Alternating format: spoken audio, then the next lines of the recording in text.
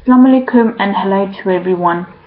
I was just watching this video and there's this lady, she's talking about you can't say bad things about Islam, you can't say nothing about Islam, you can't say no bad things about Islam. Well, that's really kind of like silly actually, because Islam is in the media every day, it's in the newspapers every day, it's on the internet every day, and I don't see any Muslims suing YouTube or the media or the newspapers or suing this person. I don't see anyone suing this lady for saying all these things about Islam. I don't see anyone suing anyone. Then the lady saying that you people are blind, Sharia law is everywhere. No, Sharia law is nowhere, it's not anywhere, it's nowhere. The Muslims are not following Sharia law and the non-Muslims are not following Sharia law, and the governments have not posed Sharia law anywhere. For the past, I think it's 9 years, oh, we're going to bring Sharia law. They're just pulling your leg. Because if they was going to do something like that, they would have done it a long time ago. There is no Sharia law, not even in the Muslim countries. There is no Sharia law even in the West. There is no Sharia law nowhere. And then the lady said that you can pray, something to do with Heinz, factory, they allow people to pray. I live in the West, I live in the UK. I went to a hospital and there was a prayer room for Jewish, Christians, Hindu, Sikhs, Muslims, whatever religion you followed, there was a prayer room for all those religions. I went somewhere else, I think it was Marks and Spencer's, and they have a prayer room for everyone, not just Muslims, it was everyone. I've been to quite a few other places and they had prayer room not only for Muslims, they had a prayer room for everyone. And these people, they were showing, oh, if you would like to pray, you could pray here or you could pray there, wherever you like. And no, in the UK, there are not mosques everywhere. There are Sikh temples, there are Hindu temples, there are Christian churches, there are places where Jewish people go to pray, and there are mosques, but there's not like in the whole entire country everywhere where it's taken over. Oh please, everybody be careful. Islam is not taking over the world. And it does not say in the Quran to go and kill the Jews and the Christians. It does not say. Please go and learn the classic Arabic and read the Quran. It doesn't say anywhere to go and kill the Jews and the Christians. It doesn't say nowhere. And it's funny how these type of people keep saying kill the Jews and the Christians. Well, why focus on the Jews and the Christians? What about the Hindus?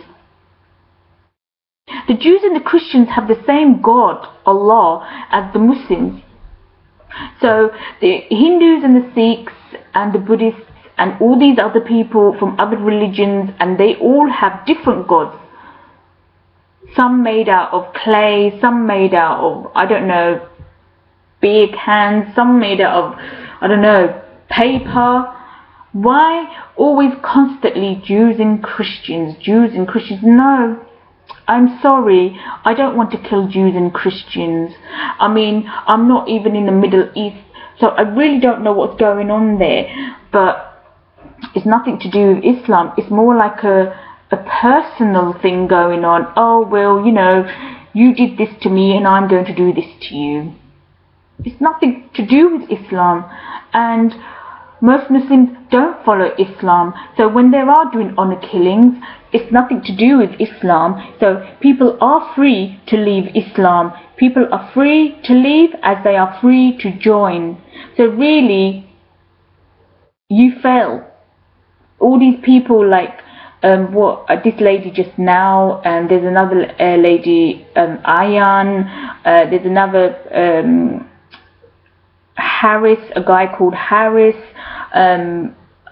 who else? A lady called Bridget Gabriel. Really, you fail. The only people who are going to believe these group of people who do these speeches like Gabriel and whatever, yeah, are the people who who've never read the Quran, who try not to understand the Quran. Oh, the Prophet married a 9-year-old. Well, why don't you go and get the Quran and back it? When we read the Hadith, you have to back it up with the Quran, meaning like you have to see, is that really true? Because the Quran is the word of God. And coming back to insulting Islam, Islam is insulted so much, and Muslim women have been raped, Muslim men have been raped and tortured, and you're still crying. Even children have been raped and tortured. Men, women have been raped and tortured. And all sorts of things have happened to Muslim people, and you're still saying that we're not allowed to say bad things about Islam. You can say whatever you like about Islam. It's what you've done to another human being. There are faults on both sides. I'm not saying that, you know, the Muslim side is perfect, because it's not. If the Muslim side was following Islam properly, maybe it would never have gone this far. But sometimes I think people, they need to stop being hypocrites. Need to look at what's going on both sides. We should all look at what's going on in our own homes. It's really sad, because sometimes you think to yourself, well, it's really ridiculous, some of the stuff that's being said. We have to look at both sides. We have to look at nearer to home before we point fingers. There are faults on both sides, but it's really upsetting because Islam has done nothing, and Islam is a very beautiful, lovely religion that's been destroyed by its own people. But for me, I like to defend my religion because my religion is important to me.